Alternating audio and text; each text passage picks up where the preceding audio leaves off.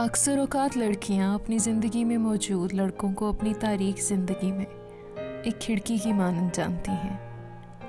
वो समझती हैं कि वो खिड़की, वो मर्द उनकी ज़िंदगी में से तमाम तारीकियां निकाल कर किसी रोशनी का सबब बनेगा।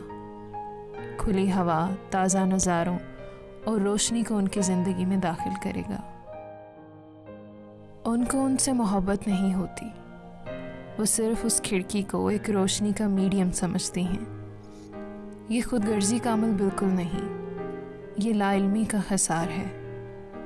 तो उन दोनों के लिए एक सवाल है कि क्या वो खिड़की वाकई किसी रोशनी का सबब बनेगी भी या नहीं, या ये खिड़की सिर्फ़ उनके नज़ारों की रोकथाम के लिए उनकी ज़िंदगी में मौजूद है।